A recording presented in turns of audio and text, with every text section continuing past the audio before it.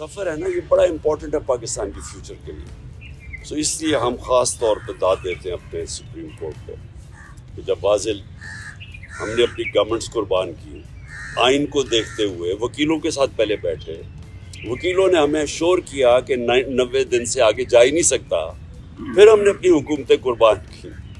तो इसलिए तो नहीं कुर्बान की थी कि ये सारे अपने ये मोहसिन नकवी जैसे लोगों को ऊपर बैठा के और सारे हमारे मुखालिफ और ब्यूरोक्रेट्स और पुलिस वालों को ऊपर हमारे बैठा के और हमारे ऊपर इंतकामी कार्रवाई शुरू कर दें, और ये यहाँ भी और पख्तूनख्वा में भी। हमने तो इसलिए किया था कि हमने कहा केयर टेकर आएगा और उसके बाद 90 दिन में इलेक्शन होगी, तो ये उससे पीछे हट रहे थे। और ये भी कि इतना आगे निकल गया है, ये भी साफ आइन की खिलाफ वर्जी है अभी भी, क्योंकि ये जाहिर है ये वो जो 90 दिन के बीच में नहीं हो सकता, क्योंकि इन्होंने इतना डिले कर दिया।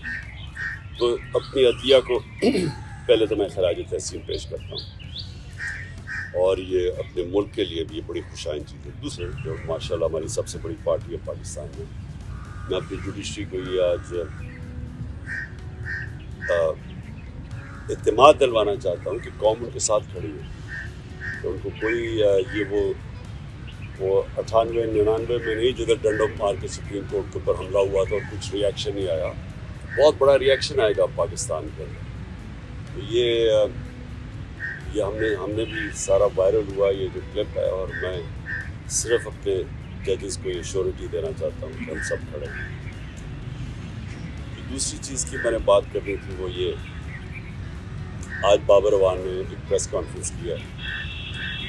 देखिए, पहले तो ख़तरा मुझे किससे है, मैंने जिन 3 लोगों के नाम लिए थे मेरे ऊपर जब वारदात हुई, तो मैंने उन तीनों के नाम लिए, तो हर चीज़ जो उसके बाद हुई मेरे अटेम्प्ट के बाद, वो मुझे कंफर्म करती है कि वो तीनों मुलव्वस थे इसमें।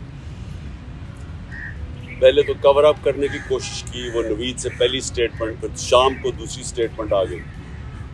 दूसरी स्टेटमेंट जब वो कर रहा था, तो JIT के अंदर रिपोर्ट है कि वहाँ 5 नामालूम अफराद बैठे हुए थे काउंटर टेररिज्म की, जब उसको पहले तो नवीद को ये DPO गुजरात ने उसकी स्टेटमेंट करके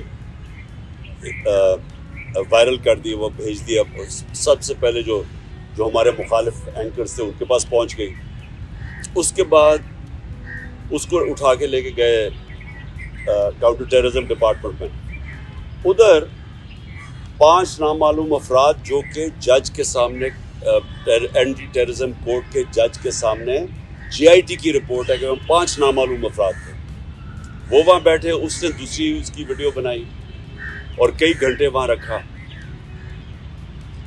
और फिर जब JIT ने इन दोनों को वो जो SSP था CTT का, उसको जब बुलाया, और ये जो DPO गुजरात को बुलाया, उन्होंने रिफ्यूज़ कर दिया आने को। पंजाब की CTT थी, तो कौन ताकतवर था जो इनके पीछे खड़ा था कि इन्होंने हमारी गवर्नमेंट होते हुए मना कर दिया। फिर उसके बाद जो JIT को सैबोटाज करने की कोशिश की, 4 लोगों ने अपने बयान बदले JIT के लोगों ने। उनके बाद उसके ऊपर प्रोसिक्यूटर जनरल ने उनके ऊपर तफ्तीश की, उसने कहा कि इनके ऊपर एक्शन लेना चाहिए, उन्होंने सैबोटाज करने की कोशिश की है। अब इस केयरटेकर गवर्नमेंट, जिसका ये मैंडेट ही नहीं, आते साथ ही पहले JIT को चेंज रोका, उसके बाद उन 4 लोगों को जिनके ऊपर एक्शन कहा था उनको वापस JIT पे बिठा के, और जो लोग जो 2 काम कर रहे थे उनको इन्होंने OST कर दिया। तो ये जो कवर अप है, ये सिर्फ वो कर सकता है जिसके पास ताकत है, और ताकत किसके पास है? डर्टी हैरी के पास ताकत है, राना सनाउल्लाह के पास ताकत है, और शहबाज शरीफ। ये जो तीनों मैंने नॉमिनेट किए, इसके अलावा ये नहीं हो सकते, इसके अलावा ये सैबोटाज नहीं कर सकते JIT। अब बात ये है कि ये 3, इनको सबसे ज़्यादा खौफ क्या है कि इमरान खान इक़्तिदार में ना आ जाए, ये तीनों को खौफ है। और ये 3 पावर में भी बैठे हुए हैं, और मुझे सबसे ज़्यादा ख़तरा इनसे। अब तो मैंने पहले भी TV पे कह बैठा हूँ कि ये एक अब दूसरा प्लान बना हुआ है मुझे कत्ल करने का। और मैंने ये पब्लिक भी कहा, जब यहाँ लाहौर हाई कोर्ट था तो मैंने तब भी जब जज ख्वाजा तारिक रहीम ने जज को बताया कि इनके ऊपर प्लान बना हुआ है, यहाँ कोई सिक्योर एनवायरनमेंट नहीं है, इसको ना पेश करें वहाँ। तो जज ने श्योरिटी दी, जब मैं यहाँ इंतज़ार कर रहा था, जब मैं गया उसने श्योरिटी दी कि पुलिस इनकी हिफाजत करेगी। वहाँ पहुँचा, वहाँ पुलिस ही भाग गई सारी, कोई किसी किस्म की प्रोटेक्शन नहीं थी, बिल्कुल एक एक्सपोज था कि कोई भी कुछ वारदात कर सकता था। फिर उन्होंने मुझे पिंडी बुलाया, ये इस्लामाबाद में 3 अपीयरेंसेस थी। वहाँ आज बाबर अवान ने सीट जो अंदर के कैमरास थे, जो CCTV कैमरास थे, वो बंद किए गए। जो वहाँ सिक्योरिटी के लोग थे वो वहाँ से गायब थे, कोई सिक्योरिटी नहीं थी, CCTV कैमरास बंद किए गए और बिल्कुल किसी प्रोटेक्शन के बगैर मैं तीनों अदालतों के अंदर एक्सपोज था। अब सवाल ये है कि ये किसके इंटरेस्ट में है कि मुझे कौन अब प्रोटेक्ट करेगा। जिन्होंने प्रोटेक्ट करना उनसे ही ख़तरा है।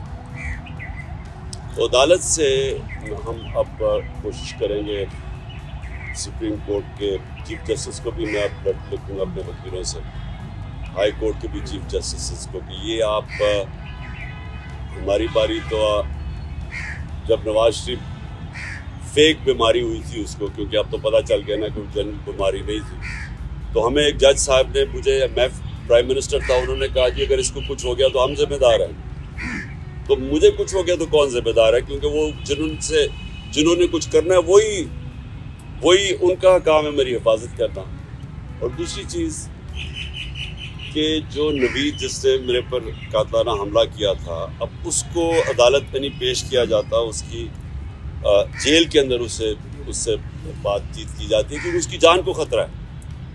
तो जिसकी जान के ऊपर अटैम्प्ट हो चुका है और ख़तरा है, उसको क्यों वो ये घसीट रहे हैं। और उन केसेस में यानी जो मज़ाहिया खेज़ केसेस हैं, ऐसे केसेस हैं जिनके ऊपर कभी, यानी अगर दुनिया मजाक उड़ाएगी कि एक टेररिज्म का केस कर दिया वहाँ इलेक्शन कमीशन के बाहर, जबकि मैं वहाँ था ही नहीं, मैं घर पे बैठा हुआ था, वहाँ मुजाहरा हो रहा है, मेरे ऊपर दहशतगर्दी का केस कर दिया। या दूसरा वो जो एक और, अब सबको पता है कि इलेक्शन कमीशन पूरी तरह, अब तो खैर सारी कौम को पता चल गया कितनी जानबदार है, ये तो हुक्म ही सारी उनसे लेती है।